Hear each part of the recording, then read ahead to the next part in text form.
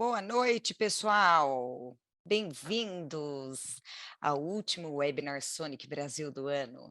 Esse é um presentão de Natal. Quero agradecer todo mundo que está aqui e dizer que é mais um prazer estar aqui com todo mundo essa noite. Então, obrigada a todos que pontualmente estão aí aguardando a gente começar. E vamos nessa. Então, de praxe, eu vou fazer a apresentaçãozinha da Sonic e contar para vocês tudo que a gente vai conversar hoje aqui um pouquinho. Então, hoje nós vamos falar sobre maximizando a satisfação dos pacientes na adaptação das próteses auditivas. E quem vai contar um pouquinho dessas técnicas para a gente é a fonoaudióloga Jéssica Capovilla, que vai falar sobre dicas práticas para uma boa adaptação.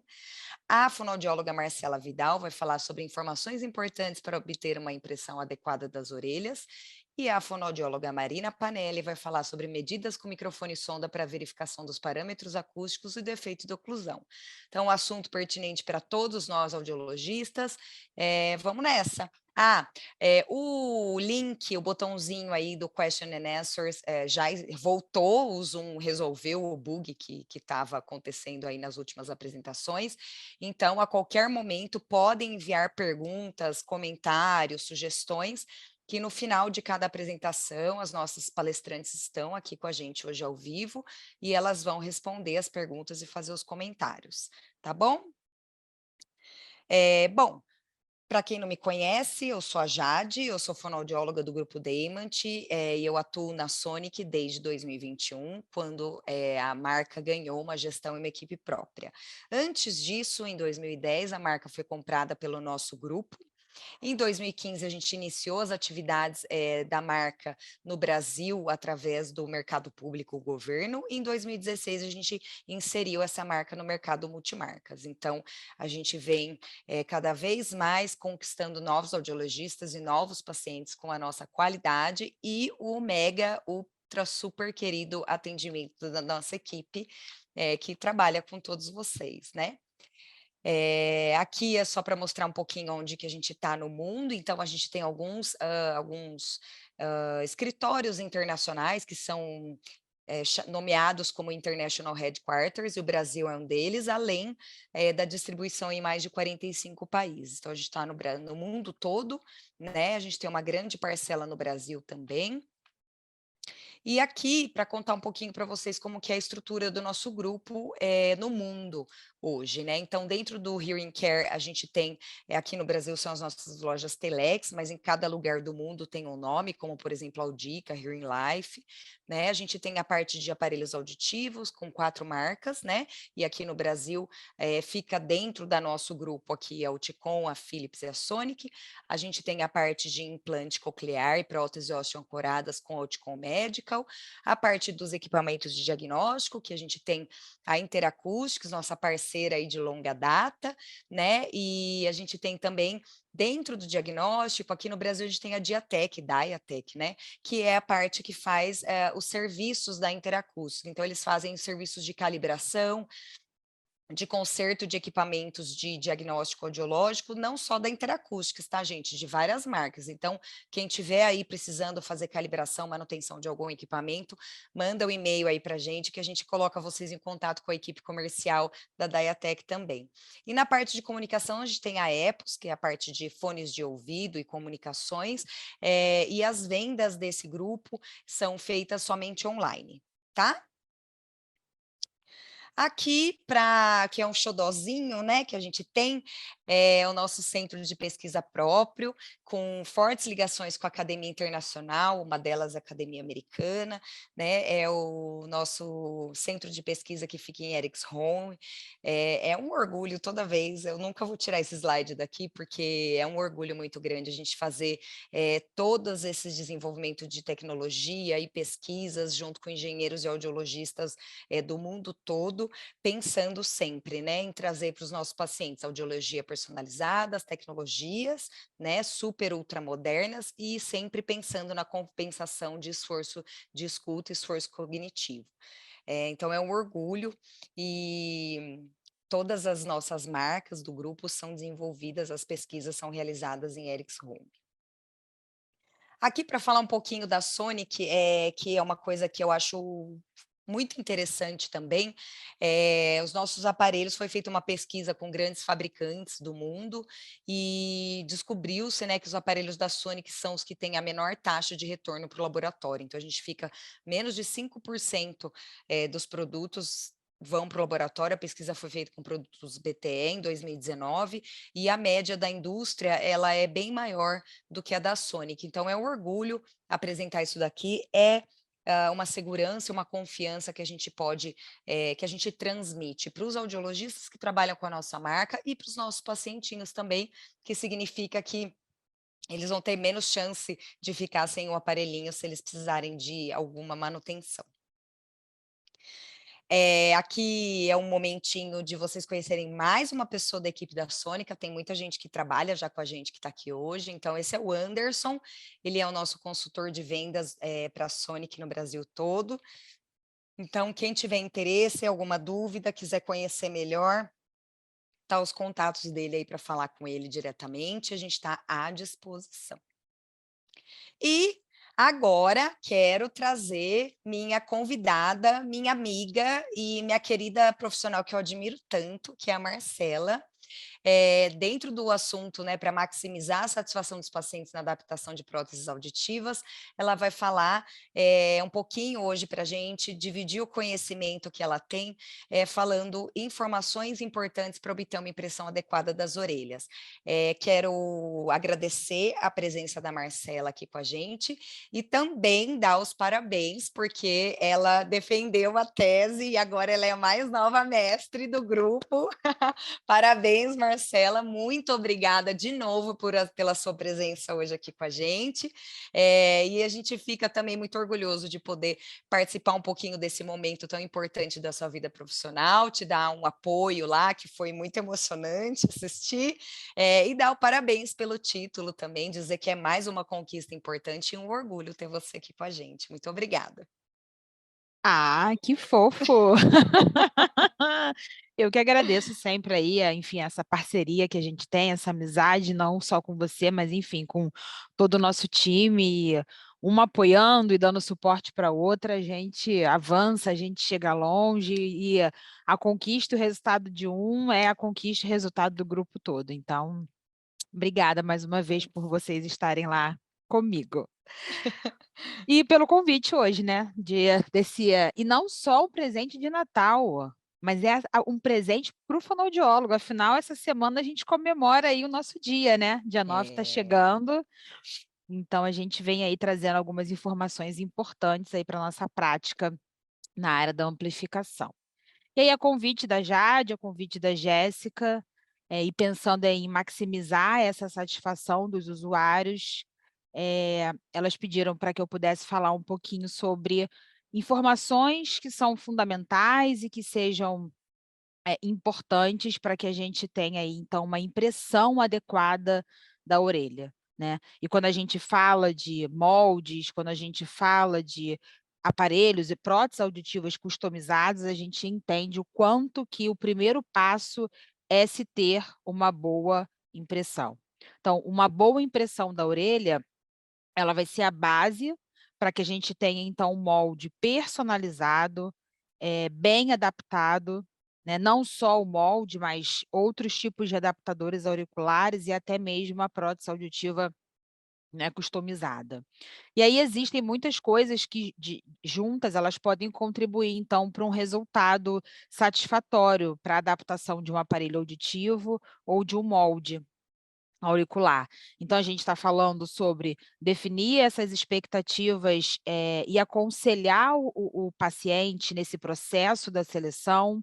E aí, como eu estava falando, avançando, a gente precisa então definir essas expectativas, orientar o paciente em relação a todo esse processo, que envolve, né, a amplificação, pensar na ventilação, que não é o nosso assunto, não é o meu assunto com vocês, mas é o que vem, enfim, a seguir, para que a gente possa então obter soluções que sejam, audiologicamente, adequadas para para esse paciente, mas também que sejam soluções esteticamente, atraentes e que, de uma certa maneira, isso motive o paciente a fazer uso dessa prótese, né. Então, eh, dentro desse contexto todo, né, então a importância da gente ter, boas impressões auriculares, isso vai ser fundamental para esse sucesso geral na adaptação de qualquer acoplamento acústico que seja customizado, então seja o molde, seja a prótese auditiva customizada. Então todos os aparelhos auditivos e os moldes auriculares, customizados, eles começam com essa impressão adequada da orelha, ela é a base, né, e é a importância de uma boa impressão da orelha, ela não pode ser ignorada. Então nós, profissionais da área, os fonoaudiólogos, a gente precisa a gente precisa ter essa atenção em relação à impressão auricular para garantir então que esse produto que ainda não é o produto final, que eles sejam, né, e eles aconteçam de uma maneira precisa e sempre a mais nova possível. Então eles precisam, essas impressões, representar a forma, a profundidade e o tamanho da orelha daquele paciente, com o máximo de precisão, tá.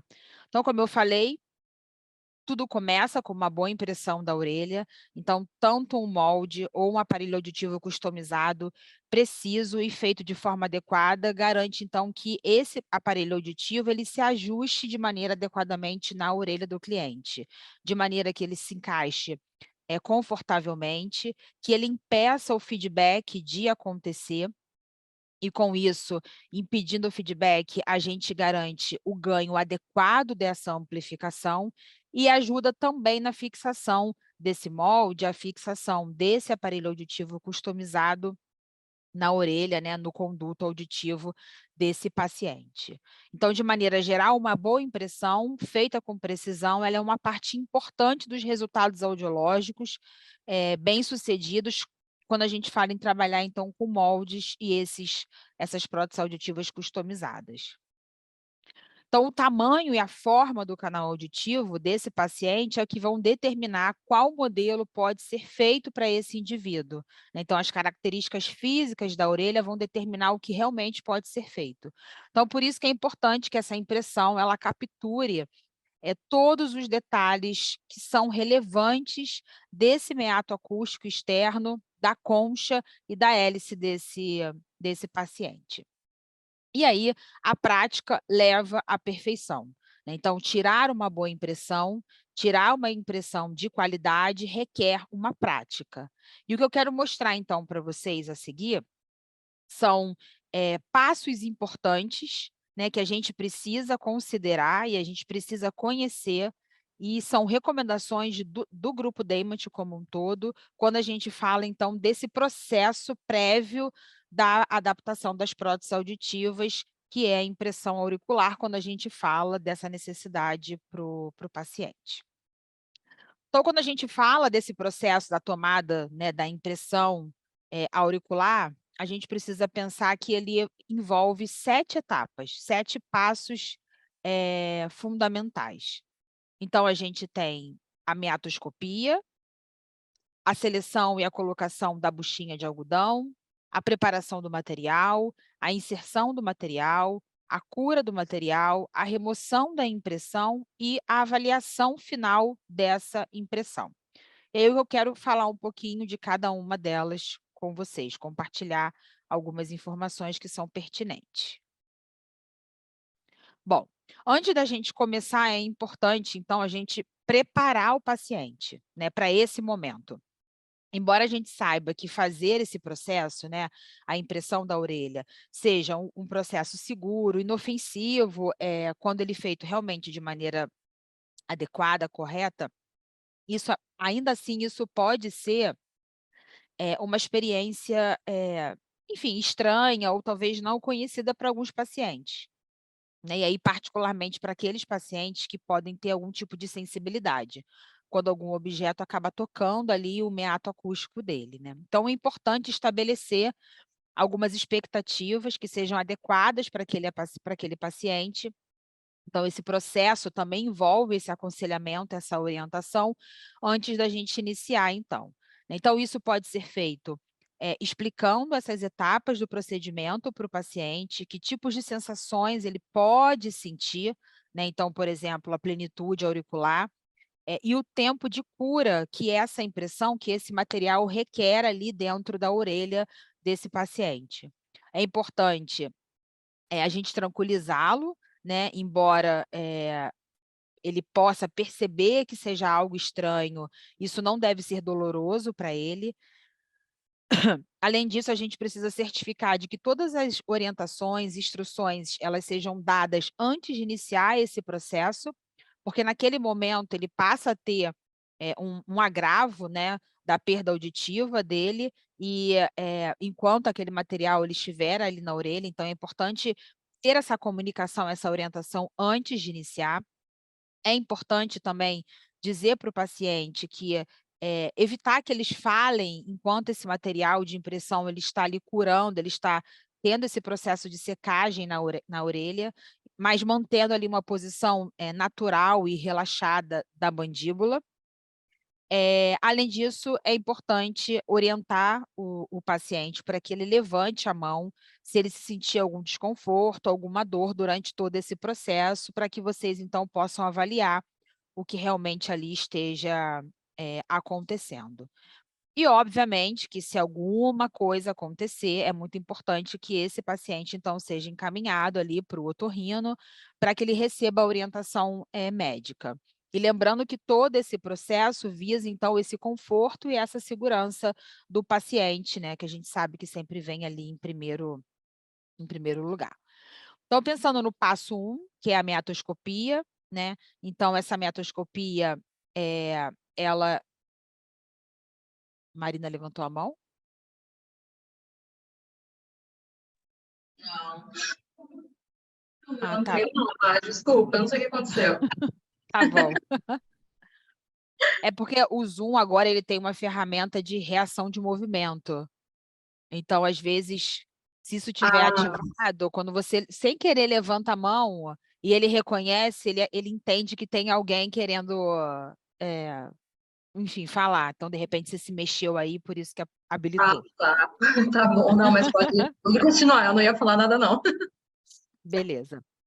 Então, a meatoscopia é o primeiro passo desse processo, né, e aí a gente precisa, então, fazer, né, examinar essa orelha de uma maneira profunda, então avaliar essa profundidade, a largura e a altura, desse canal auditivo, né, então examinar esse comprimento, para que a gente possa, ter essas informações na hora da gente selecionar e fazer a inserção da buchinha de algodão no tamanho adequado.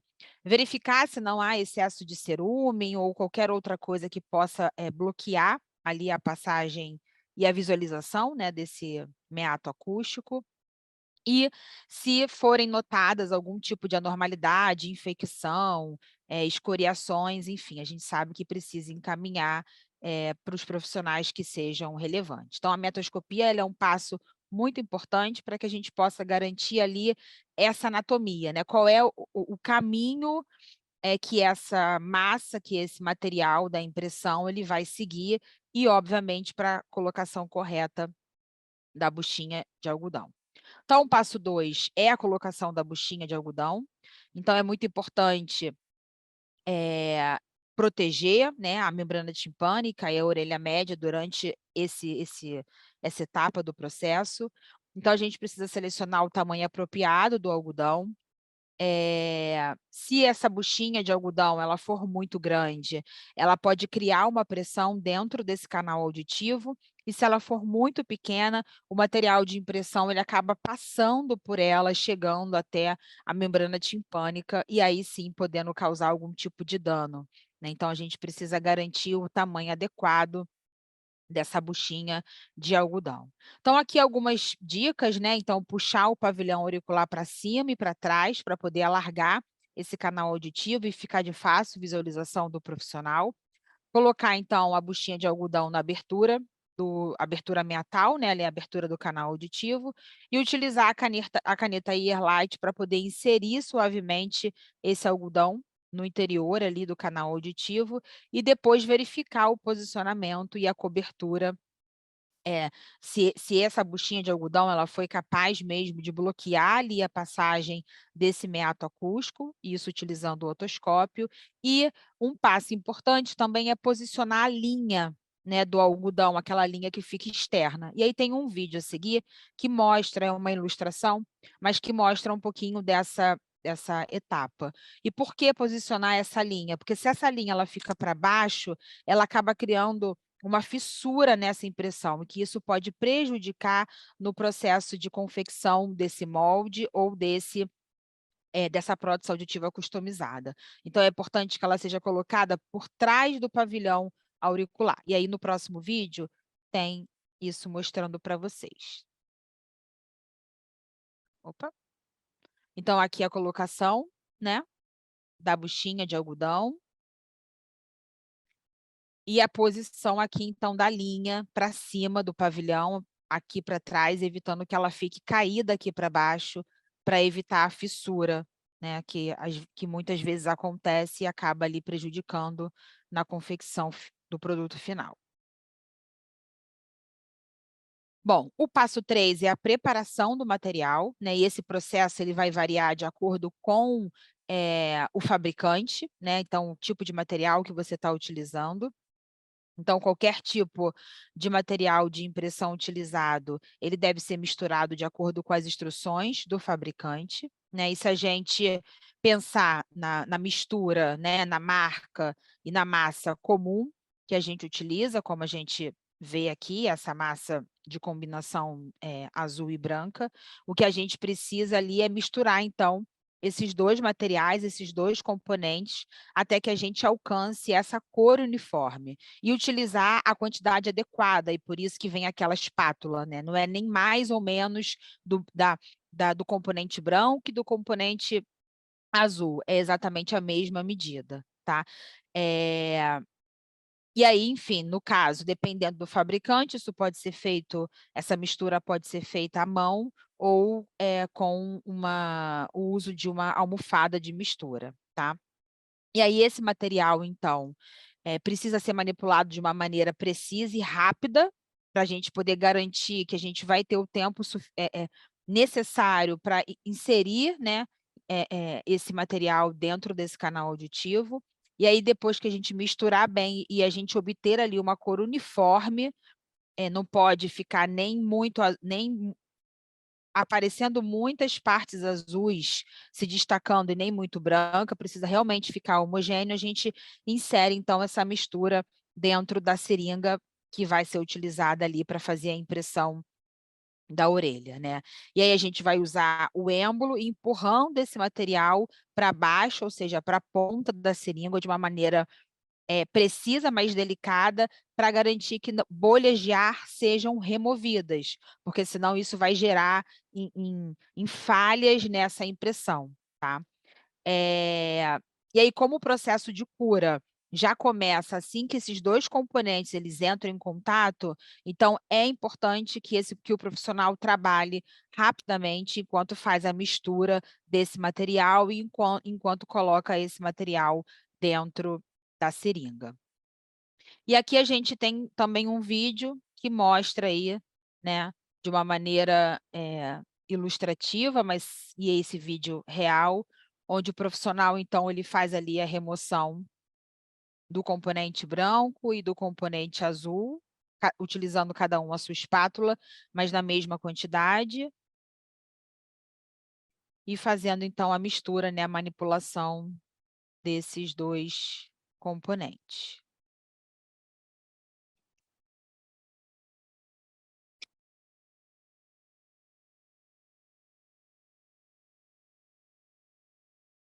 E, por fim, depois que ele, enfim, misturar bem e tem essa mistura homogênea dessa massa, ele vai fazer, então, colocá-la, né, dentro da seringa.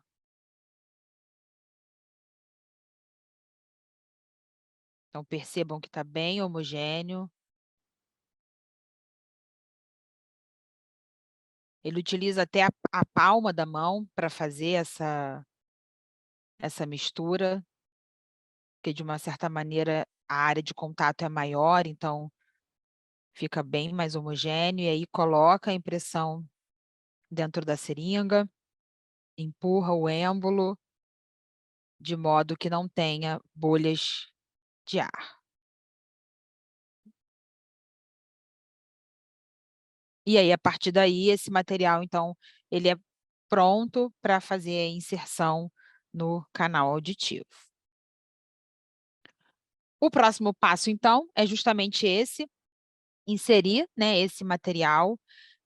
Então, é importante a gente preparar o paciente, né, a posição do paciente, então, apoiar a cabeça do paciente e segurar a linha do algodão, como eu falei, colocando, né, ela para cima, para trás do pavilhão. Inserir, então, o bico da seringa no meato acústico externo, né, de uma maneira que fique bem próximo ali à buchinha de algodão. E aí você vai injetar esse material com firmeza, né, de uma maneira contínua, sem usar pressão excessiva, porque não é pressão, não é força, né, é prática. E aí, à medida que esse material ele vai fluindo de volta, né, ao redor da saída ali, né, da abertura meatal, a gente vai, então, retirando a seringa lentamente, mantendo essa pressão constante sobre o êmbolo, né? E a gente precisa, então, certificar de que o bocal ali da seringa permaneça fixo ali no material de impressão, à medida que a gente vai removendo, para evitar realmente essas bolhas ou dobras que se formem lá dentro do meato acústico, tá? E aí a gente vai preenchendo essa orelha completamente, preenchendo todos os marcos, né? Então, em relação à concha, a hélice, anti-hélice, terminando ali no centro da concha. Uma coisa que é muito importante é que, ao terminar esse processo de preenchimento e remover essa seringa, nenhum tipo de pressão deve ser feito nesse material. E a gente vê que é muito comum, às vezes, o profissional fonoaudiólogo passar o dedinho, né, ali para tentar alisar.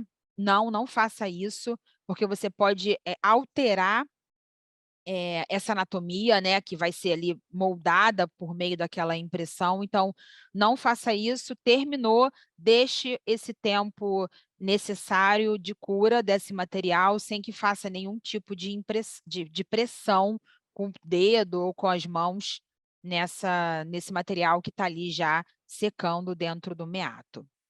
E aqui a gente tem, né, um outro vídeo animado que mostra, então, esse processo de inserção do material de impressão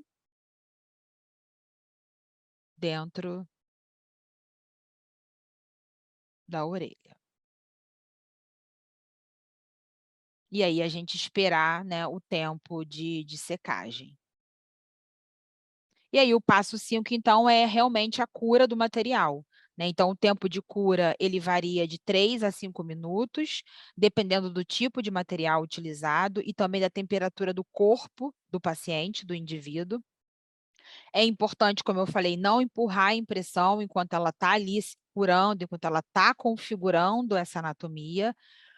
E aí, para verificar se a impressão ela realmente terminou de curar, o que a gente utiliza como recurso é a ponta da unha, né, onde a gente vai levemente ali fazer uma leve pressão, e a gente vai avaliar se essa marcação da pontinha da unha ela ainda é visível, aparente ou não. Ou seja, caso não, né, não fique marcado, significa que essa mistura, né, a curagem desse material, ele já aconteceu, né? Então, se a gente perceber que ainda assim encosta a ponta da unha e tem ainda uma marcação da unha na impressão, a gente precisa, então, aí esperar mais um pouquinho e aguardar até que esse tempo de cura realmente atinja aí o seu ciclo final.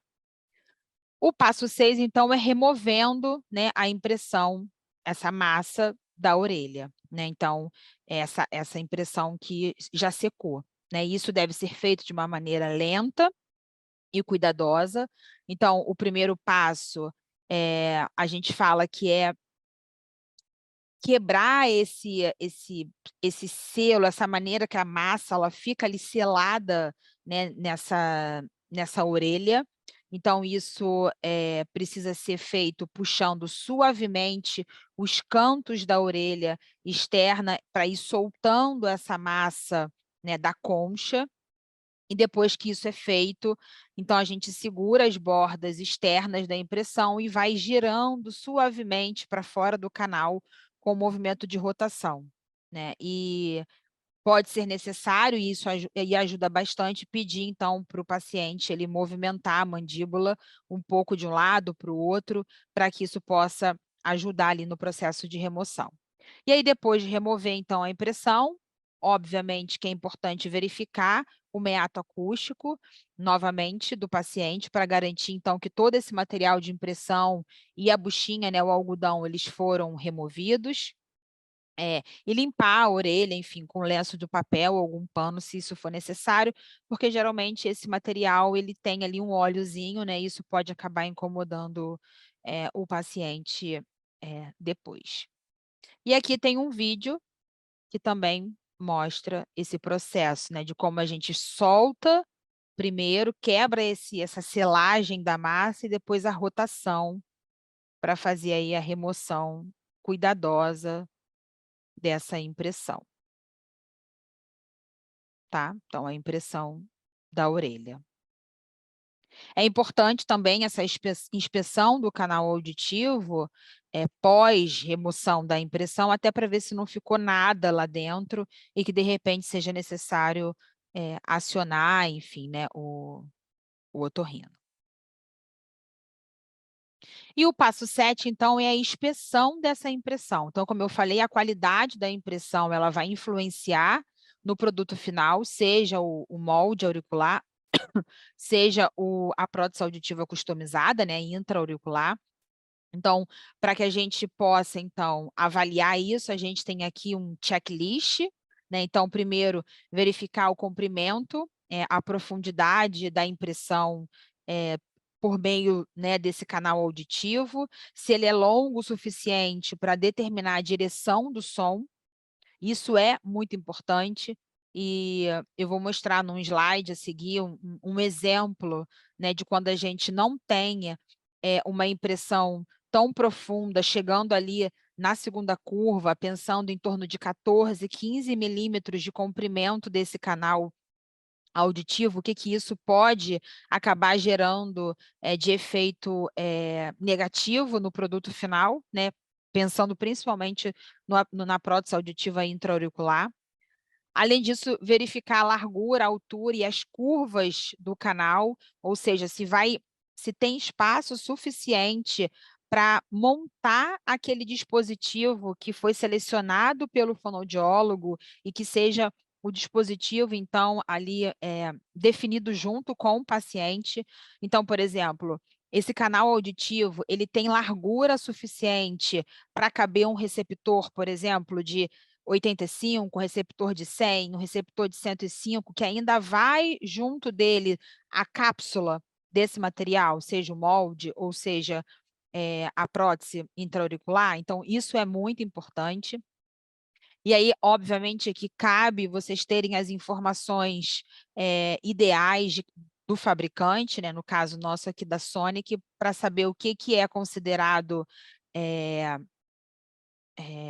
ideal, adequado, para que a gente possa ali produzir, né, determinados modelos de moldes ou de aparelhos intra-auriculares. Além disso, verificar, então, a concha, a hélice, se elas estão devidamente, completamente representadas, se não existe nenhuma falha, né, nenhum orifício, nenhum espaço vazio. Isso significa que, se isso acontecer, que tenha esse espaço, é que o material ele não fez contato com a parede do canal, e isso pode ser um problema na hora de fazer a confecção do produto final. verificar a uniformidade de cores dessa impressão. Então, se o material de impressão ele não foi misturado completamente antes de ser utilizado, a gente vai conseguir visualizar isso, né? E verificar, então, se não teve ali nenhum efeito, nada que vai afetar, né? E aí, o efeito dos pelos, do cerume ou qualquer outro detrito que estivesse ali dentro do canal auditivo, que tragam grandes falhas para essa impressão, tá? Se caso, após essa inspeção, a impressão ela não for adequada, né, é sempre melhor, então, refazê-la enquanto o paciente está ali com você dentro do consultório, da clínica, do centro auditivo ou do serviço de saúde auditiva, do que fazê-lo embora e trazê-lo de volta para uma nova consulta. Então, se ficar na dúvida, refaça ali naquele mesmo momento a impressão, tá? E aí a gente tem, né, aqui um exemplo, né, de um pequeno dispositivo. Então, aqui uma prótese auditiva customizada, sobreposta, isso aqui é da máquina 3D, né, então sobreposta a uma impressão auricular. Então, isso aqui mostra a importância de uma impressão auricular de boa qualidade. Então, se a impressão auricular ela não for longa o suficiente, ou se certos pontos de referência estiverem faltando, isso vai afetar o produto final. E uma boa impressão vai garantir, então, que esse molde ou que esse aparelho auditivo customizado, o que é o produto final, ele fique com precisão e também confortável dentro da orelha desse paciente, tá? E aqui eu trago para vocês um ponto muito importante, que é o que a gente vê e observa bastante no laboratório, que é em relação à profundidade desse canal auditivo. Ter um canal auditivo profundo vai ajudar o profissional que faz a montagem e que utiliza essa informação na máquina 3D, né, no nosso caso, a entender qual é a direção do som, né? Então, por exemplo, aqui a gente tem, né, uma representação de uma anatomia, onde a gente tem aqui uma curva bastante acentuada e aqui em seguida indo em direção à membrana timpânica. Se a gente não faz essa impressão completa até a segunda curva, e aí a gente faz por exemplo, faz uma impressão mais ou menos até aqui, a ponta do molde ou a ponta da prótese, ela não vai ficar na direção do som, ela vai ficar na direção da parede do conduto auditivo. E isso acaba ocasionando sérias consequências. O aparelho pode ter feedback, o aparelho pode machucar, né, o conduto desse paciente, ele pode ficar saindo o tempo inteiro da orelha do paciente.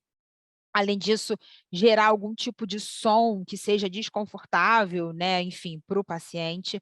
Então, por isso que é importante, por mais que o laboratório não utilize todo o comprimento da impressão auricular, é importante que ele tenha acesso a todo esse comprimento máximo possível, para que ele possa entender onde ele vai colocar, por exemplo, num aparelho auditivo customizado, o receptor, onde vai ser a saída do som.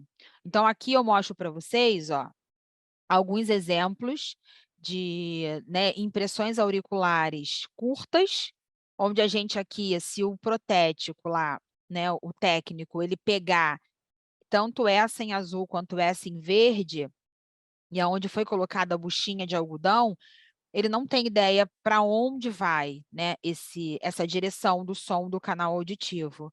E é o que acontece aqui, quando ele vai fazer a sobreposição da montagem dessas peças, né, dos componentes internos, e ele tem que supor aonde vai ser a saída.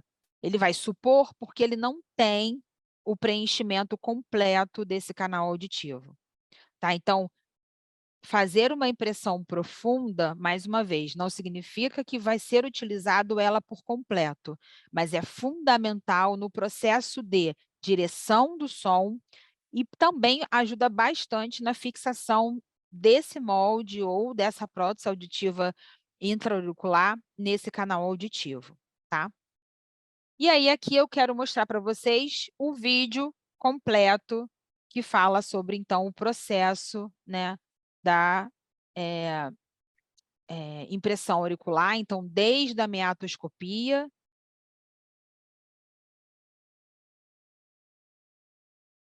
aqui ele utiliza, né, um videootoscópio, que isso ajuda bastante, não só para o profissional, mas também para o paciente entender, né, até se tiver algo obstruindo a passagem da impressão. Então, a colocação da buchinha de algodão. E aí a buchinha de algodão, ela é mais recomendada do que o otoblock de espuma, porque o otoblock, depois que ele coloca, ele tende a retornar, né? E aí, muitas das vezes, ele não veda bem, não fica na posição, e quando ele retorna, por ele ser de espuma, a massa ela acaba ultrapassando ali também, então gerando ali algum perigo para o paciente. Aí a parte daquele vídeo que vocês já assistiram, né, no momento de mistura, dando uma acelerada aí no vídeo. A colocação na seringa.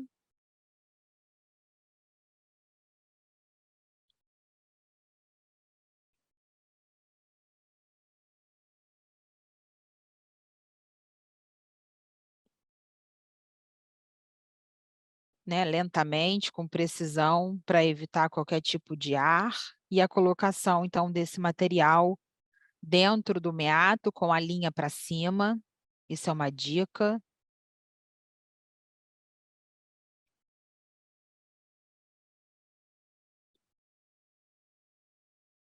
Segurando e preenchendo todos os espaços. Aqui a gente está falando de uma orelha de um adulto, né? Se fosse de criança, a gente teria ali algumas outras considerações. De 3 a 5 minutos, né, como eu falei, porque vai depender do material, da temperatura do corpo do paciente. Ele testou ali com a ponta da unha e faz a rotação para remover essa impressão, então, do canal auditivo. E, por fim, faz a inspeção, né, aquele checklist, se tudo ali foi preenchido, se não existem falhas, se tem um tamanho adequado, enfim, tudo isso que vai contribuir para o produto final. Então, resumindo, o que a gente viu aqui nesse breve bate-papo é que a impressão auricular é a base para um bom e confortável molde auricular personalizado ou uma prótese auditiva customizada, que obter essa impressão ideal, ela envolve, então, 7 passos que são fundamentais para esse processo, e é sempre importante a gente avaliar, né, a qualidade dessa impressão da orelha e, se for necessário, refazê-la, aproveitando ali a presença do paciente ainda na clínica ou no consultório. E, mais uma vez, né, lembrando que a gente não pode não dar importância para esse processo, que é o que a gente sempre fala, que um bom molde ou uma boa prótese auditiva intra-auricular, ela vai ser ali grande parte do processo, não só da aceitação, mas da motivação do uso também. Então, façam com carinho, preste bastante atenção nesse processo, nessa etapa, que é tão fundamental aí para não só a satisfação do usuário, mas para que a gente tenha ali a gente obtenha os melhores resultados com a amplificação. Certo? Então, essa era a mensagem que eu queria passar para vocês. A gente sabe que essa, né, a impressão é uma coisa, é algo básico, mas é importante a gente sempre retomar esse assunto e reforçar esses passos e a importância dela. E fico aí à disposição para dúvidas e para perguntas. Então, agradeço as meninas, a Jade e a Jéssica, pelo convite. E agora eu convido a Jéssica para contribuir também aí nessa maximização da satisfação dos pacientes na adaptação das próteses, para trazer para vocês e compartilhar algumas dicas práticas para uma boa adaptação. Obrigada, Má. Nada. Ótima apresentação, viu? É sempre bom a gente relembrar como fazer uma pré-moldagem. É Às vezes, verdade, é passos verdade. básicos, assim, são coisas que a gente acaba não relembrando, então é sempre bom trazer. Muito obrigada, viu? Nada. Vou parar de Então, compartilhar aqui. tá bom, vou compartilhar a minha.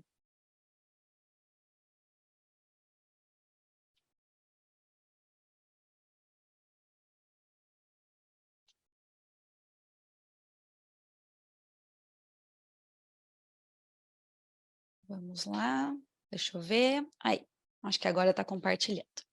Gente, boa noite a todos. Para quem não me conhece, eu sou a Jéssica Capovilla, eu sou fonoaudióloga, especialista em treinamento e suporte na Sonic. A Marcela acabou de dar uma super apresentação sobre molde, uma pré-moldagem, como a gente precisa realizar, né, para ter essa boa adaptação. Eu também vou falar um pouquinho sobre molde, os modelos que a gente tem e a importância, né, de cada um deles e os parâmetros acústicos que nós podemos ter também presente aqui nesses moldes. Então, vamos começar. Quando a gente vai fazer uma adaptação da prótese auditiva, seja ela qual for, nós precisamos de algum tipo de adaptador. Então, esse adaptador é um componente integrado ao aparelho auditivo que vai fazer a condução do som até a orelha, desculpa, seja pelo receptor ou pelo tubo. Tá? Então, pode ser um molde ou pode ser um domo, por exemplo. O tubo pode ser o tubo tradicional de 2 milímetros, o tubo fino, e mesmo aqui, a gente pensando no aparelho customizado, a gente pode pensar, então, na cápsula também, tá? Então, é muito importante que essa impressão da orelha seja feita da melhor maneira possível para que a gente tenha uma boa adaptação bem-sucedida. Então, vamos começar falando sobre os moldes auriculares. Então, e qual a importância desse molde bem feito? Então, os pacientes, quando a gente faz a adaptação, a gente adapta os aparelhos auditivos para que eles façam uso constante, uso diário, né? Então, muitas horas por dia. Então, é essencial que o molde seja confortável para que o paciente possa realmente utilizar aquele molde, aquele domo o dia todo, sem se queixar, sem ter nenhum problema de machucado ou mesmo de saída, né, de ficar saindo do ouvido. E também é importante, na hora de solicitar o molde, a gente verificar a necessidade da ventilação. E o que é a ventilação?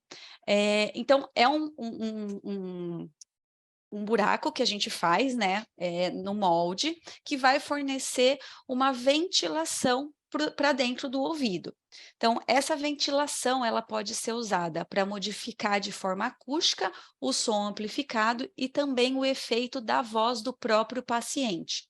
Então, é sempre importante a gente estar atento o tamanho da ventilação com a quantidade de perda auditiva do paciente. Então, se for uma ventilação muito grande em relação à quantidade de perda auditiva do paciente, ocorre um risco de feedback acústico ou um som muito estridente, ou se a ventilação for muito pequena em relação à perda auditiva do paciente, corre o risco do efeito de oclusão.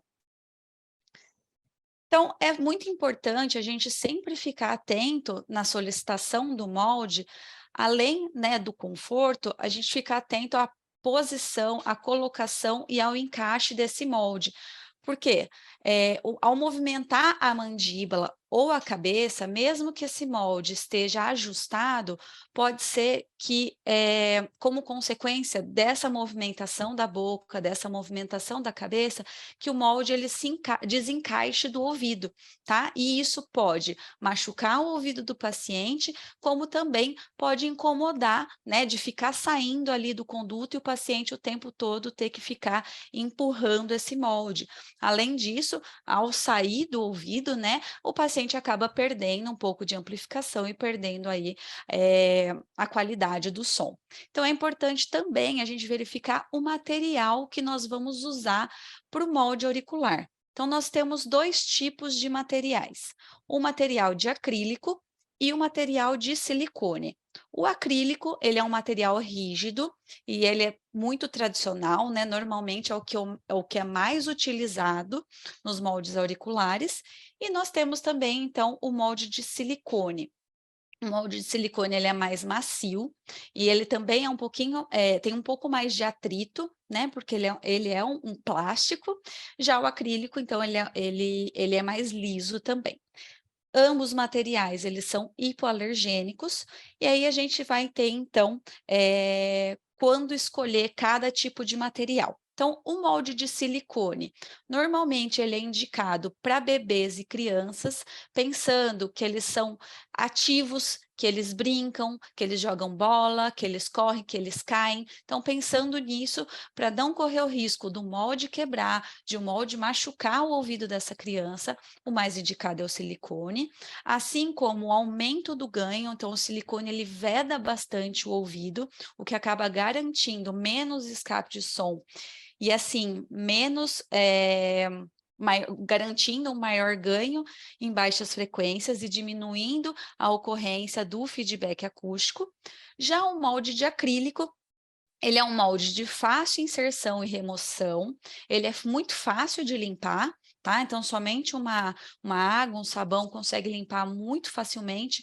O de silicone, às vezes, ele fica manchado.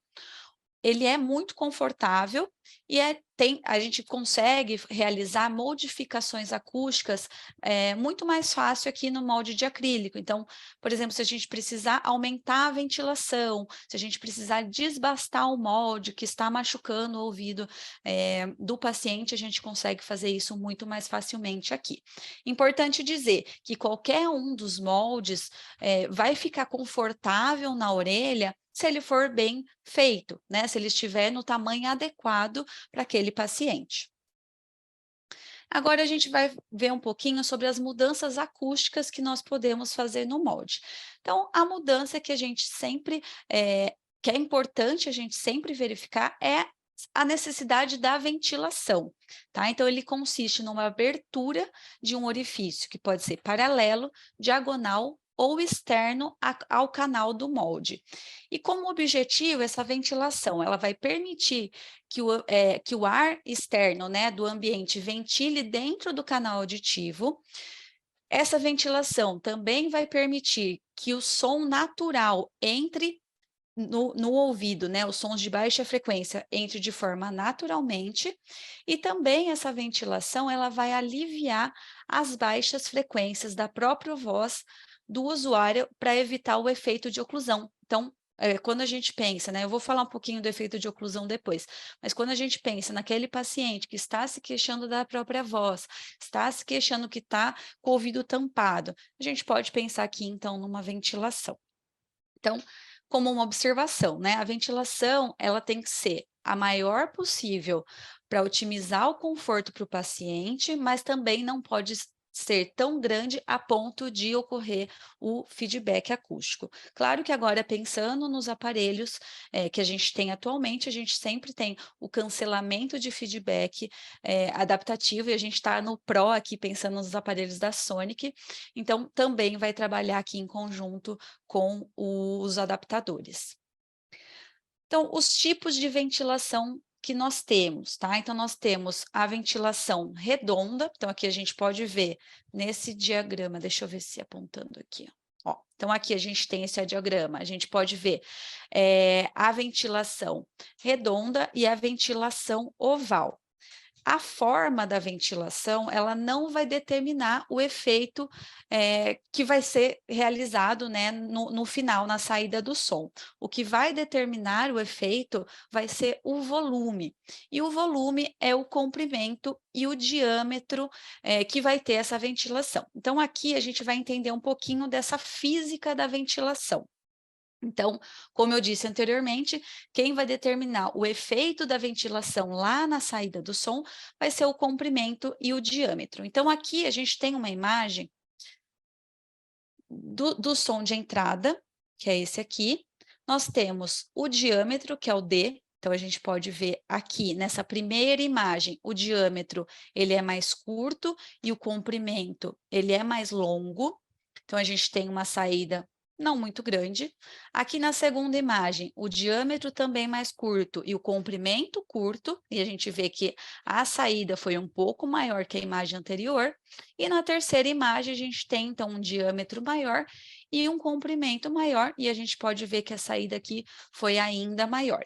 Então, o comprimento da ventilação e o diâmetro dessa ventilação, eles estão inversamente relacionados entre si. Isso é, a ventilação curta, ela vai permitir que mais som passe do que uma ventilação longa, e uma ventilação larga permite que mais som passe do que uma ventilação mais estreita.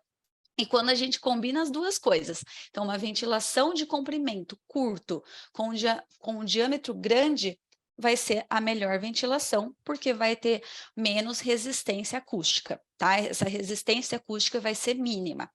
Então, enquanto a menor resistência acústica ela vai reduzir o efeito de oclusão que pode ocorrer para o paciente, a ventilação mais curta e a maior abertura do diâmetro pode causar feedback ou redução do ganho de baixa frequência. Então, a gente precisa realmente avaliar bem qual é o melhor tipo de ventilação conforme a perda auditiva e o paciente e o conduto que a gente tem.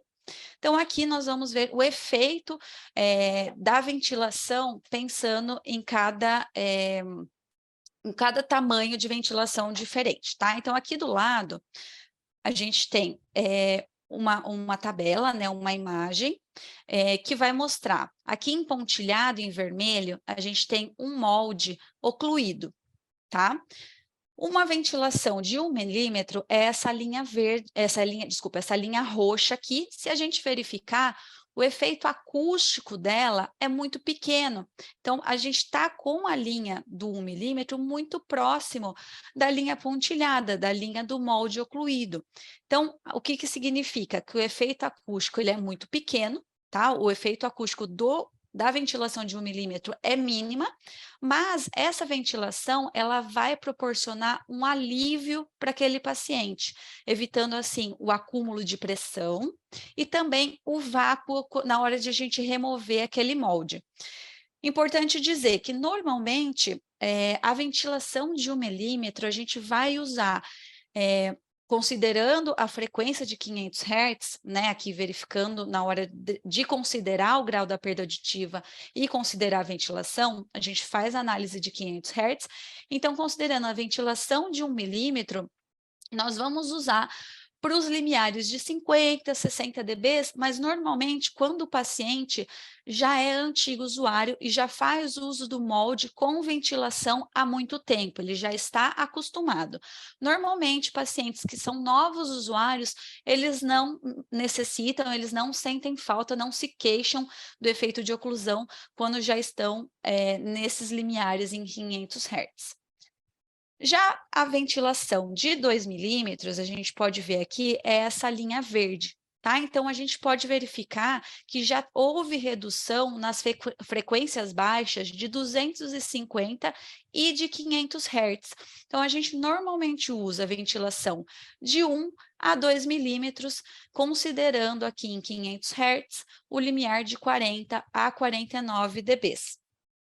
Já a ventilação de 3,5, que é a linha azul, então a gente pode verificar que houve uma redução das frequências baixas de 250 até 1.500 Hz, tá? Então, considerando aí, então, a ventilação de 2 a 3 milímetros, nós vamos considerar uma perda auditiva, um limiar de 500 Hz de 30 a 39 dB.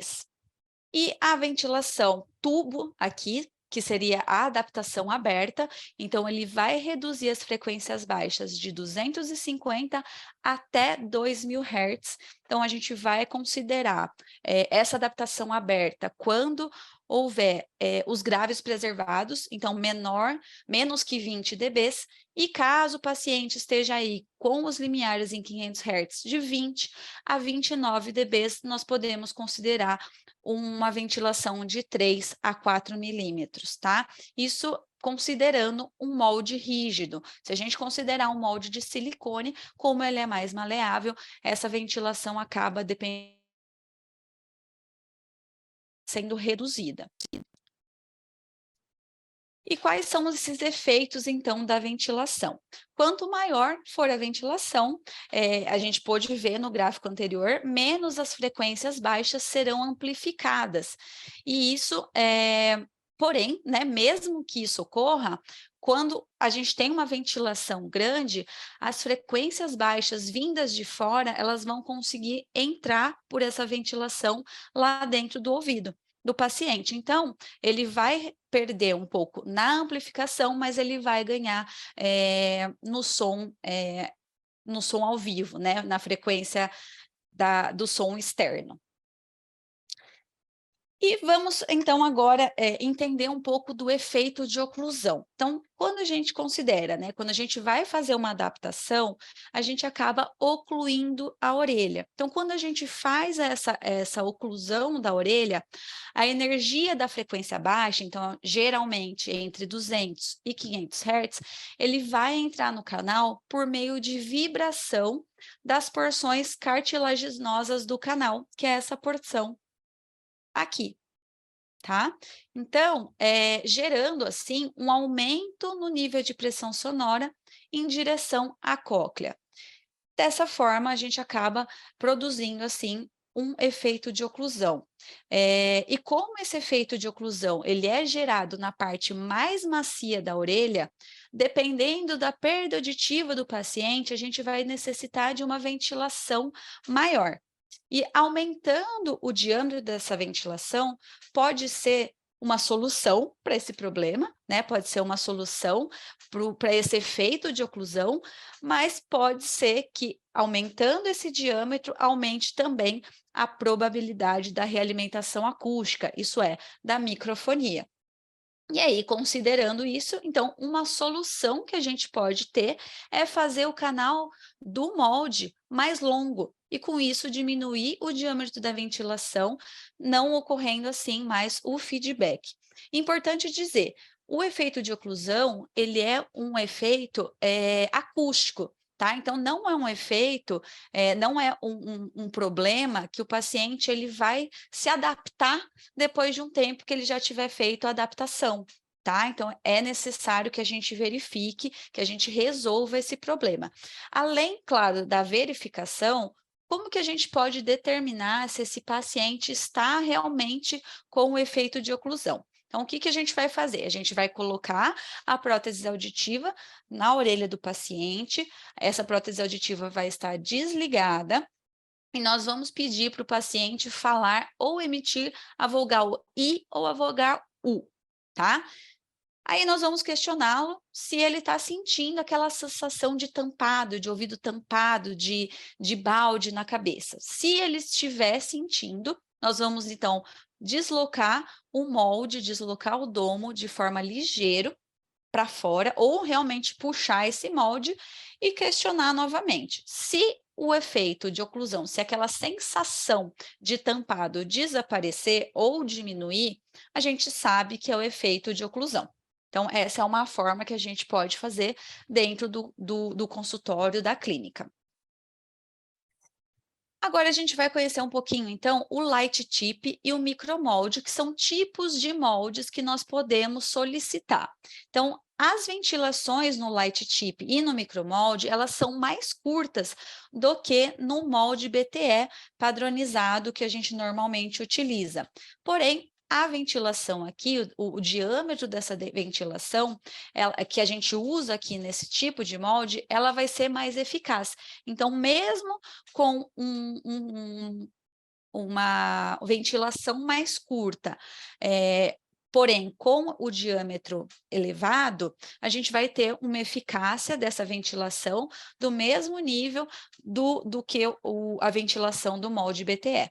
Então, a gente tem aqui os benefícios do light tip e do micromolde, que é ter uma retenção no receptor, então ele vai segurar melhor ali o molde, desculpa, vai segurar melhor o tubo, vai segurar melhor o receptor ou o tubo fino, ele é confortável para o cliente, ele tem um design, uma estética muito legal, que os pacientes gostam bastante, ele é durável, né, que a gente tem aqui, então, um material acrílico de bastante durabilidade, e ele tem, então, aí um fácil manuseio.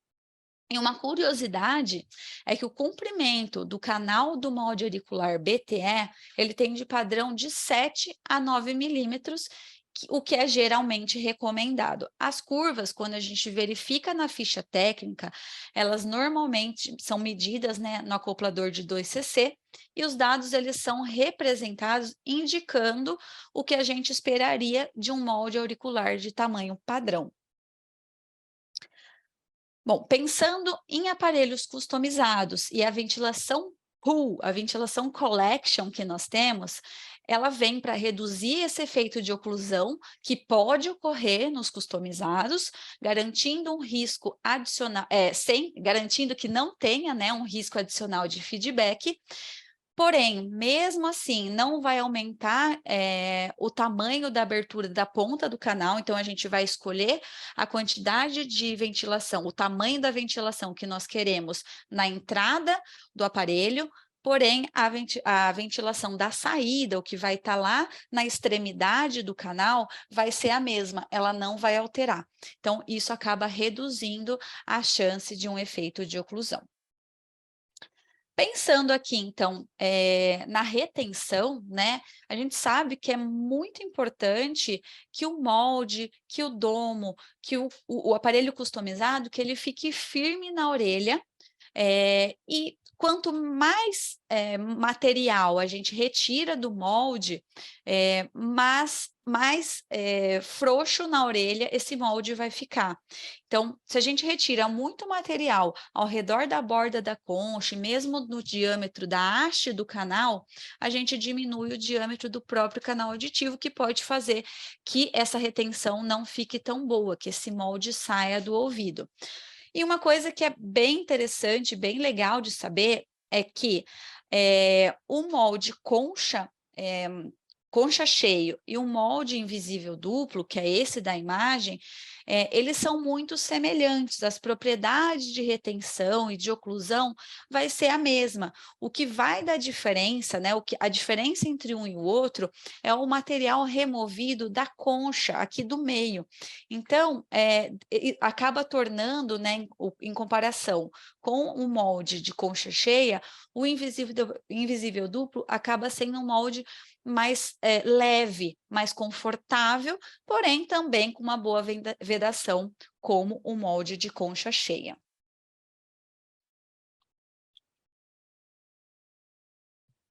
Open fit, então, a gente considerando aqui um paciente com os graves preservados, né, ou mesmo uma perda auditiva leve, com os graves normais, até 20 dB.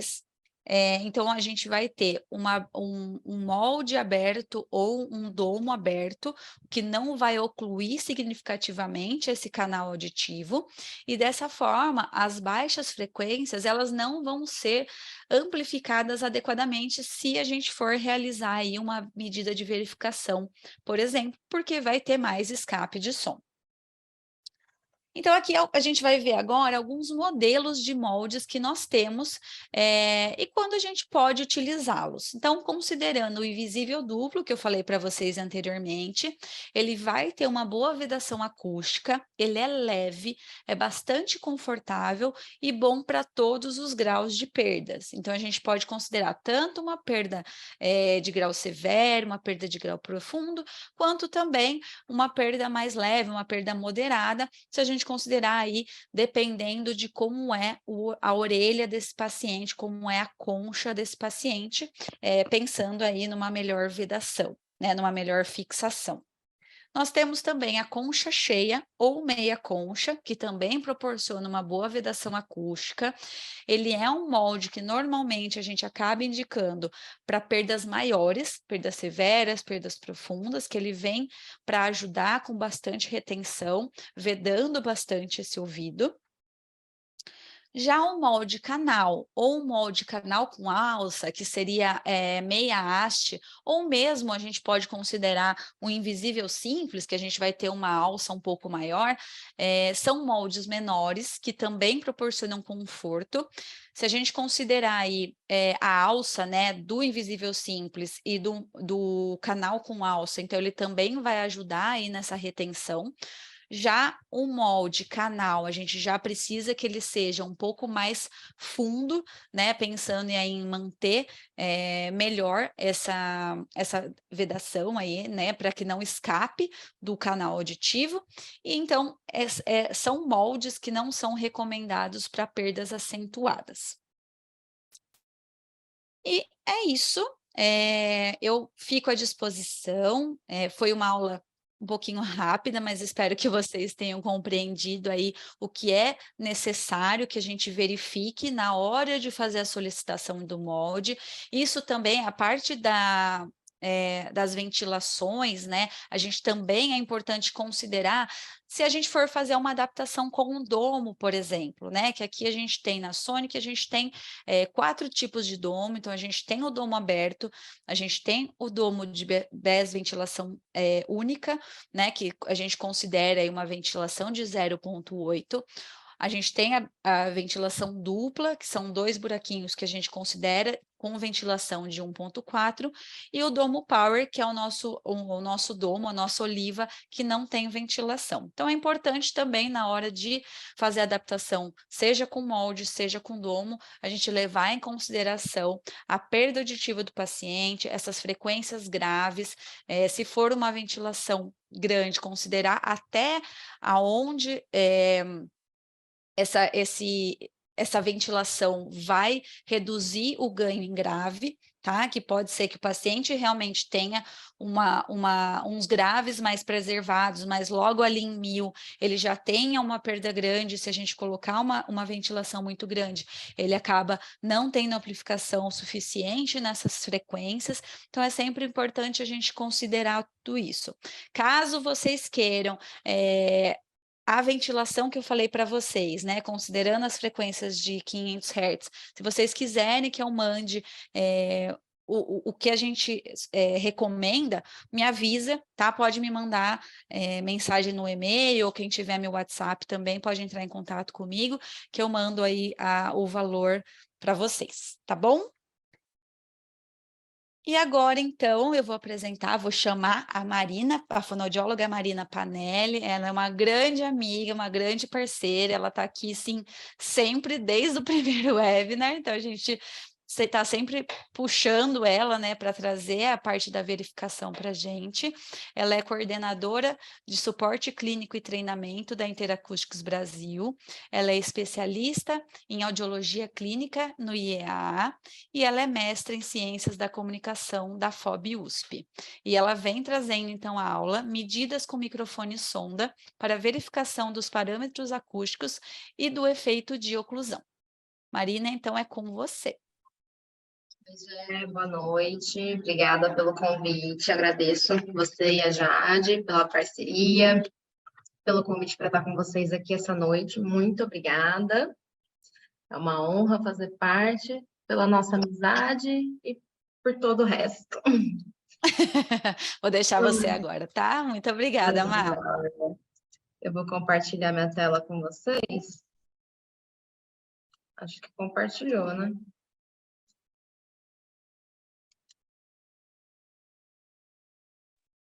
Sim. Joia. Então, vamos lá, pessoal. Teve 2 aulas fantásticas, tanto sobre a impressão, quanto depois sobre a questão dos moldes em si, das modificações dos parâmetros acústicos, e como que isso vai ajudar aí na prática clínica do dia a dia, né? E agora eu venho, então, com a verificação, né?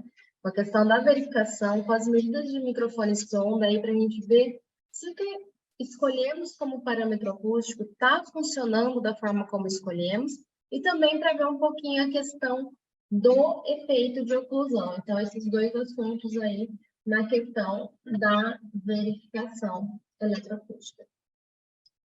Então, passando, agora foi. Então, vamos ver um pouquinho aí como a gente vai utilizar as medidas com microfone sonda primeiro, para verificar se a adaptação ela é aberta ou ela é fechada. Então, pensando em parâmetro acústico aí, em relação à abertura desse conduto, quando eu penso principalmente na questão dos domos. Então, como a já falou, eles têm aí os domos abertos, o domo BES único, BES duplo, o domo Power, né?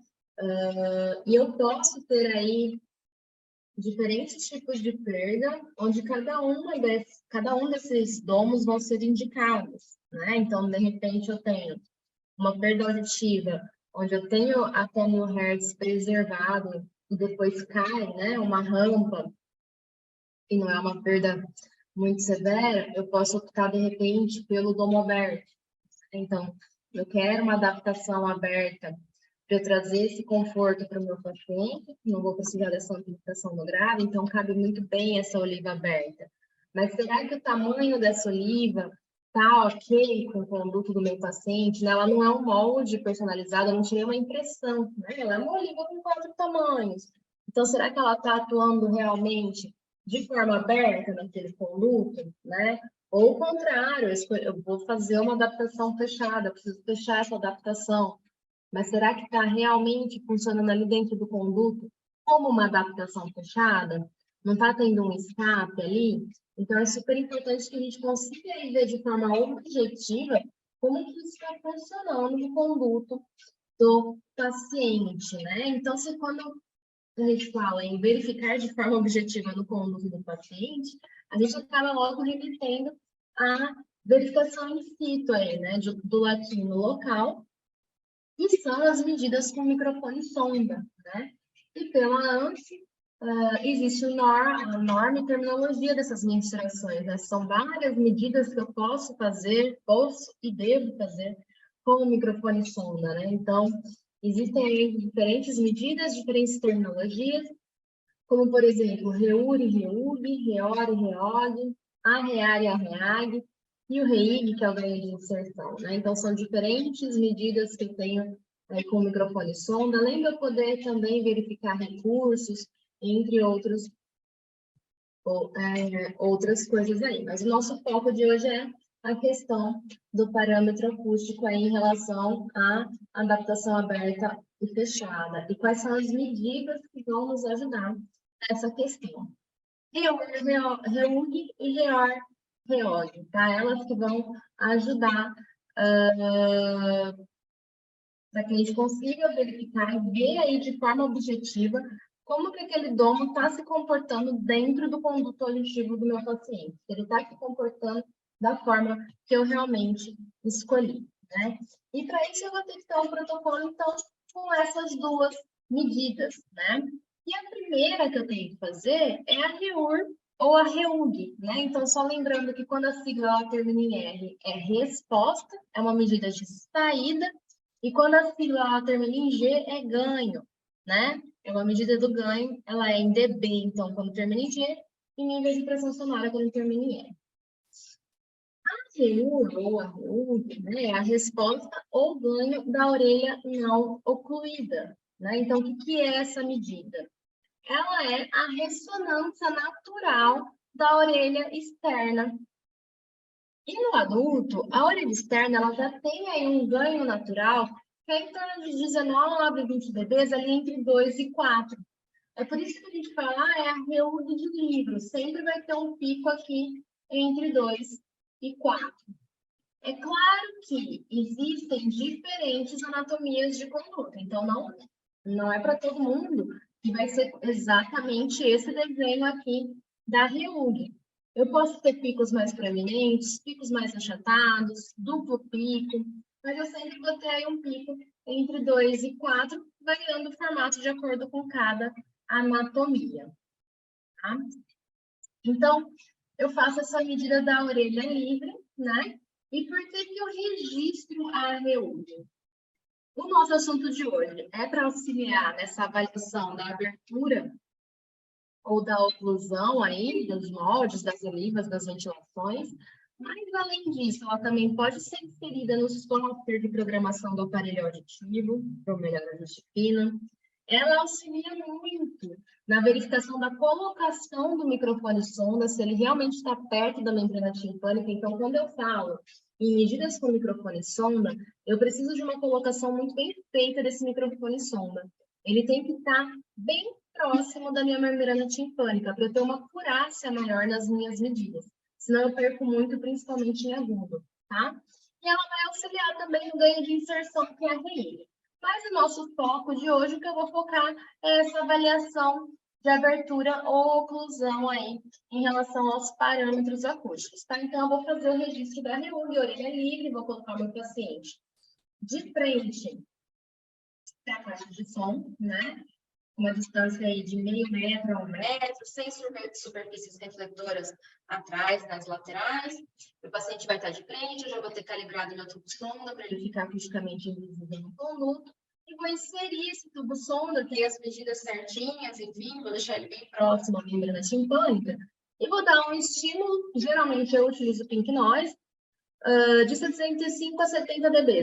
Né? O paciente vai ficar posicionado de frente para a caixa de som, ele não precisa responder nada, ele vai ficar bem quietinho e vai ser traçada essa ressonância natural aí da orelha dele. Feito isso, eu vou fazer uma outra medida, que é a REOR ou REOG. Só um pouquinho, deixa eu só ver aqui que a apresentação parece que travou. Agora foi. Eu vou fazer a REOR ou a REOG, que é a resposta ou ganho da orelha ocluída, né? Então, eu vou introduzir esse aparelho auditivo com o domo que eu escolhi, ou o molde, enfim, no conduto do meu paciente, exatamente da forma que ele vai utilizar, e esse aparelho vai estar desligado ou no mudo, ali no software a gente deixa ele no mudo. Por que que eu vou fazer essa medida com ele no mudo? Quando eu insiro o aparelho auditivo na orelha, eu perco essa ressonância natural da minha orelha. Se ela não for totalmente perdida, ela vai ter uma grande mudança. E é com essa mudança, comparando o REUG com o REOG, que eu vou ver como que tá atuando o parâmetro acústico escolhido. Então, por isso que eu vou registrar a REOG, porque ela vai me auxiliar nessa verificação aí, se a adaptação aberta realmente é aberta, se a adaptação fechada realmente é fechada, nessa questão aí da ventilação, do molde escolhido. E qual que é o procedimento? Meu paciente já está de frente para a caixa de som, quietinho, paradinho, já foi feita a REUG, meu tubo sonda está bem posicionado, eu obtive a minha ressonância da orelha externa, eu vou introduzir o aparelho, deixar ele bem colocado, da forma que meu paciente realmente vai utilizar. Ele vai estar no mudo e eu tenho que utilizar o mesmo estímulo da REUG, né? Então, o estímulo é de 65 a 70 dB, o mesmo que eu escolhi para a REUG, com a mesma intensidade, o paciente vai continuar paradinho, sem ter que responder a esse estímulo. E como que eu vou analisar, então, se essa adaptação é aberta ou fechada? Como eu falei para vocês, comparando o REUG, que é a ressonância natural dessa orelha, com a REOG, que é a medida com a orelha aí ocluída já pelo aparelho auditivo que vai ser utilizado. Então, tem essa fotinha do livro do Miller, onde eu tenho aqui em preto a resposta da ressonância da orelha. Então, eu tenho aqui o meu pico entre 2 e 4. E se eu escolho, por exemplo, uma adaptação aberta, então aquela oliva toda furadinha, o que eu estou querendo? Eu quero deixar esse conduto aberto, livre. Como que teria que ser a minha REUG quando eu introduzo o aparelho lá com a oliva aberta, se ela estiver atuando mesmo como aberta? Igual a REUR ou muito próxima da REUR, né? Se eu fecho, então um domo fechado, né? Então a gente tem aí na Sonic duas opções, o BES single e o BES duplo. Como que vai ser a minha REOG comparada à REUG, né? Ou a REOR comparada à REUR? Eu vou perder um pouco da minha ressonância, eu estou ocluindo, embora tenha aí uma certa ventilação, eu estou ocluindo em relação a uma adaptação aberta, por exemplo. Então, eu vou ter aqui um traçado com pico, não vai ter o pico, né? Ele vai ser um pouco mais negativo, é como se eu perdesse essa ressonância. E um double power, por exemplo, que não tem ventilação, né? Como que ele ficaria em relação à REUR? Eu perderia drasticamente essa minha ressonância natural de orelha, ele fica aqui um traçado mais negativo em relação à REUR. tá? Então, vai ser sempre comparando a REUR ou a REUG que eu fiz no meu paciente com a REOR ou com a REOG que eu fiz nele com o aparelho desligado. Por isso que o aparelho tem que estar desligado. Aqui eu estou vendo o parâmetro acústico que foi escolhido para adaptação. Então, aqui, por exemplo, se a adaptação escolhida for aberta, como eu falei, ao traçar a REOG, ela tem que ser igual ou muito semelhante à REUG, né? Então, aqui em vermelho eu tenho essa REUG, e em azul eu tenho essa REOG. Pode-se dizer que aqui a gente tem uma adaptação aberta. Se é isso que eu escolhi, show! Posso continuar. Se a adaptação escolhida for a fechada, quando eu traço a REOG, ela vai ter um valor um pouco negativo em relação à REUG. Então, se a minha REUG é esse traçado mais fininho vermelho, a minha REOG pode ser esse traçado mais grossinho vermelho, representando aqui uma adaptação, por exemplo, fechada, tá? Aqui eu tenho uma outra representação de adaptação aberta. Então, o fininho é a REUG e a vermelha mais grossinha é a REOG. Aqui eu tenho uma adaptação fechada. Aqui eu tenho um domo power. Então, ela é totalmente fechada mesmo, tá? Então, é sempre confrontando o REUG com REOG que eu vou ter essa verificação do parâmetro acústico escolhido, tá? Então, aqui eu estou verificando se o parâmetro acústico que eu escolhi, se a adaptação que eu escolhi está funcionando realmente como eu escolhi. Para daí eu poder ligar meu aparelho auditivo e fazer toda a verificação da resposta desse aparelho. Aqui eu não estou vendo o chamado efeito de oclusão, tá? Essa verificação, fazendo REUG e REOG, comparando as duas, é para verificar realmente a questão dos parâmetros acústicos. Mas e o efeito de oclusão? Né? Existe medidas com microfone sonda para eu fazer essa verificação do efeito de oclusão? Existe. A Jéssica deu umas dicas do que a gente pode fazer aí na clínica para verificar a questão do efeito de oclusão, que é muito bacana, porque além da medida objetiva para fazer essa verificação do efeito de oclusão, é muito importante que a gente tenha também essa percepção do paciente, mas existe também como verificarmos de forma objetiva a questão do efeito de oclusão, tá? Então, o que é esse efeito de oclusão? Existe aquela queixa super comum, que eu estou falando dentro de um balde, né? Então, é uma queixa comum aí dos usuários de aparelho auditivo. Então, é um som que ele não é natural, ele é estrondoso da própria voz, né? E isso é causado pelo efeito de oclusão, né? Um aumento do nível dos componentes de baixa frequência no conduto auditivo, que é proveniente da condição óssea do som, né? Devido à oclusão desse conduto com o aparelho auditivo. Então, isso é o efeito de oclusão. Essas queixas são causadas por esse efeito de oclusão. E existem duas maneiras de eu tratar, entre aspas, esse efeito de oclusão. Então, uma pré-moldagem mais profunda, como ela já falou, eu fazia aí um pré-molde, seja para o molde, para o micromolde ou para a cápsula do aparelho auditivo, pensando nos personalizados, né, nos aparelhos intro, de uma forma bem profunda, além da segunda curva, né? Aí eu vou conseguir vedar essa parte óssea do canal e vou trazer esse efeito de oclusão para o mínimo. Não é todo mundo que vai se dar bem com essa questão da profundidade. Embora a gente saiba que quanto mais profundo, pegando segunda curva melhor, é uma porção mais sensível. Então, tem pessoas que não vão conseguir utilizar, vão sentir dor. Se for um canal muito tortuoso, pode ser um pouquinho mais difícil essa colocação, mas é uma forma. E a gente consegue ver por essa figura que eu tirei do livro do Miller, né?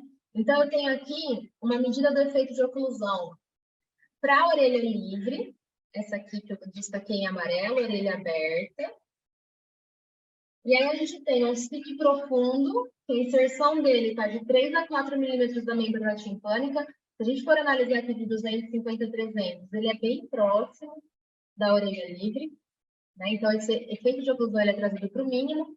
E um stick raso, que estava a 12 milímetros da membrana timpânica, que eu destaquei aqui em azul. Olha o pico dele onde é que está, em relação à orelha livre, né? Então, aqui eu consigo ver um efeito de oclusão acontecendo com esse stick raso, enquanto que com profundo a gente tem uma oclusão quase que zero, né?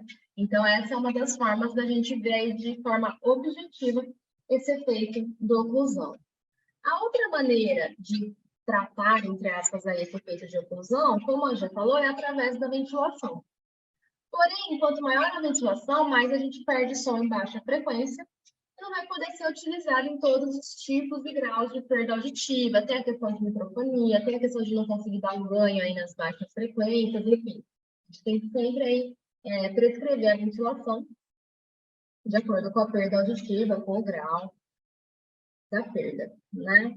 E como que eu vou proceder, então, diante da queixa do efeito de oclusão aí do meu paciente? Eu vou determinar se realmente o efeito é um efeito de oclusão ou se pode ser uma amplificação excessiva em baixa frequência, né? E eu vou mensurar esse efeito de oclusão utilizando medidas com microfone sonda. E se for inferior a 5 dB, a queixa pode estar relacionada ao ganho de baixa frequência, e não realmente ao efeito de oclusão. Então, não necessariamente eu tenho que mudar um parâmetro físico das minhas escolhas acústicas, e sim verificar a questão do ganho em baixa frequência. Né? E para queixas envolvendo adaptação aberta, eu vou poder monitorar isso tanto fazendo REUG com REOG, como a gente viu, quanto a medida do efeito de oclusão. Né? E a REOG vai ter que estar igual ou muito próxima da REUG, como a gente viu também, e a medida do efeito de oclusão próxima de 0. E qual que é o protocolo para eu poder verificar o efeito de oclusão? Eu vou precisar, quando estou falando pela Interacústicos, então nos equipamentos interacústicos eu tenho que ter o módulo do mapeamento de fala, não posso só ter o módulo do REM. Por quê? Porque o estímulo para verificar o efeito de oclusão é a própria voz, tá? É a voz do paciente. E eu só consigo usar estímulo de live voice no mapeamento de fala, na Interacústicos, tá? Não sei em relação às outras marcas, mas na Interacústicos no mapeamento de fala. Então, eu vou entrar no software, né? Vou selecionar ali o módulo de mapeamento de fala, já vai estar em DB SPL, e vou selecionar o estímulo voz ao vivo. O paciente, ele vai estar de frente para a caixa de som, como na maioria das medidas com microfone sonda, e a primeira coisa que eu vou fazer é colocar esse microfone sonda na orelha do meu paciente e vou pedir para ele vocalizar o E. De 70 a 75 dB, nível de audição, tem que estar essa voz dele, por 5 a 8 segundos. Então, ele vai manter ali o E. E vai me traçar aí uma medida da orelha livre, tá? Feito isso, eu vou colocar o aparelho no meu paciente, seja com molde, com doma, cápsula, o que for, só que desligado. Vai estar esse aparelho, vai estar no mudo, tá? E o meu paciente, ele vai vocalizar novamente esse E de 70 a 75 dB, nível de audição, por 5 a 8 segundos. Então, como se fossem estímulos iguais. Ele vai lá fazer o E sustentado, né? Então, E, e vai ser traçada uma outra curva. Quando é traçada essa curva, eu vou comparar os picos dessa curva por volta de 250 a 300 Hz. Então, aqui, gente, meu mouse parou. Então, aqui nessa região mais grave, eu comparo esses picos, tá? E eu vou subtrair um pico do outro. Se eu tiver uma diferença aí de 5 dB, até 5 dB, não é um efeito de oclusão. Mas se eu tiver uma diferença grande, pode ser um efeito de oclusão, como a gente viu aqui nessa questão do personalizado, do SIC. Então, aqui o meu paciente, ele fez, não é meu paciente, né? É uma figura do livro do Miller, mas enfim, o paciente fez o E com a orelha livre. Aí ele estava utilizando um SIC raso. Olha a diferença de pico. Se a gente pegar aqui em 250, né? Aqui estava por volta de 85, aqui por volta de 100. A gente tem aí uma diferença considerável. E quando eu coloquei o SIC profundo, olha a diferença de pico. Então, a gente consegue sanar aí a questão do efeito de oclusão. Então, eu faço essa comparação dos picos aí por volta de 250 a 300 Hz, tá? Para poder verificar a questão do efeito de oclusão. Aproveitando mais uma imagem do livro do Miller, ele apresenta no livro dele o caso de uma mulher que tem perda unilateral. É uma perda que ali nos graves está por volta de 40, nos agudos por volta de 70. e ela volta para a clínica, ela está com Domo Power, e ela usa um BTR que ela volta para a clínica reclamando do efeito de oclusão. Quando foi feita a REUG e depois a REOG, né, para fazer aquela verificação dos parâmetros acústicos, a REUG é esse traçado preto contínuo. O domo que ela estava usando, que é o Power, é esse pontilhado, então a gente está fechando essa orelha, né? Mostra que aqui está fechando. E aí é trocado por um domo com ventilação. E aí, comparado com o real, é esse pontilhado aqui.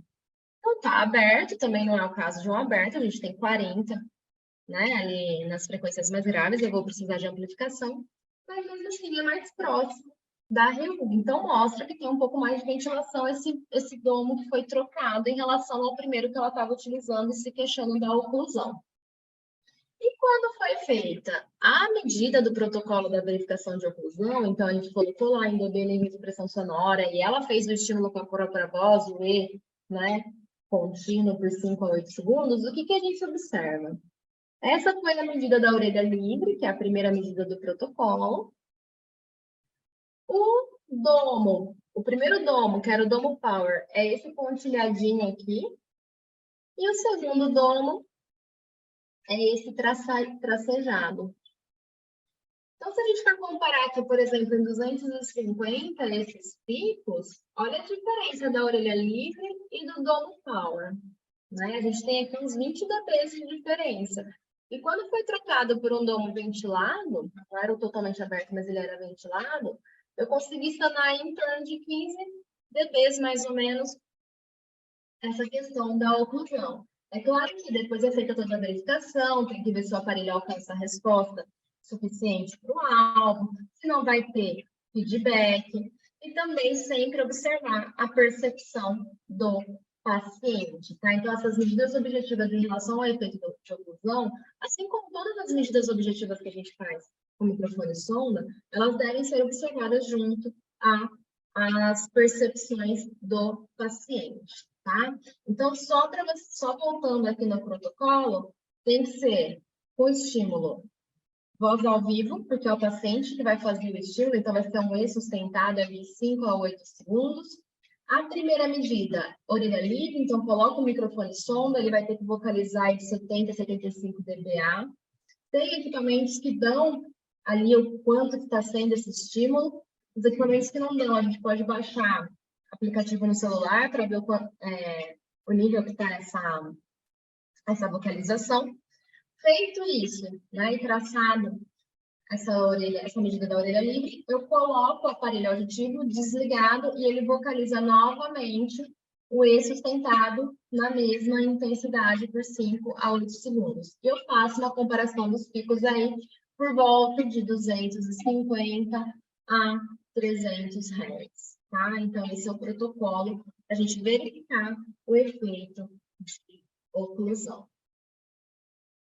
Então, hoje foi uma aula mais rápida, era mais para focar nessa questão da verificação, tanto dos parâmetros acústicos, para ver se a minha adaptação aberta está atuando como aberta, fechada está atuando como fechada, quanto para a gente verificar um pouquinho do efeito de oclusão. Então, eu agradeço quem ficou comigo até agora, e agradeço mais uma vez as meninas pelo convite. Obrigada, Má. Foi ótimo. Muito bom. Bom, gente, peraí, deixa eu compartilhar aqui, peraí. Posso fazer um... Pode, vai falando aí. Então, vamos lá. Marcela, Jéssica, Marina, muito obrigada pela participação aqui com a gente, pela disponibilidade de mais uma vez estarem juntas conosco aqui, mais uma noite. Muito obrigada. E tem pergunta? Como que tá? Ah, tem uma perguntinha, acho que é para a Marina. Sugestão do nome... A Patrícia Neves perguntou. Sugestão do nome do app para medir a voz.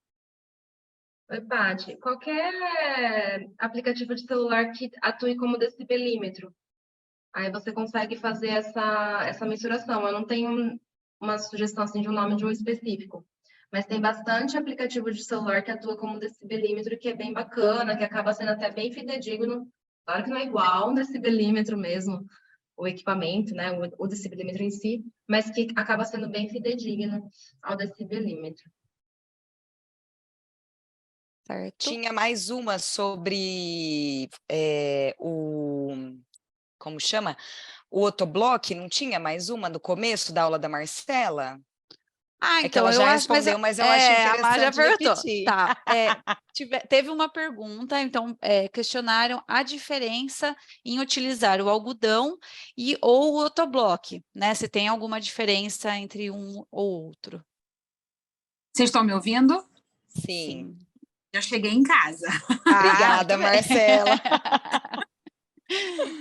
Primeiro eu queria, enfim, parabenizar a aula da Jéssica, foi incrível, mesmo dirigindo no carro ali, foi incrivelmente incrível. A aula da Marina também, verificação é tipo meu xodó, então também parabéns, Má, pela aula.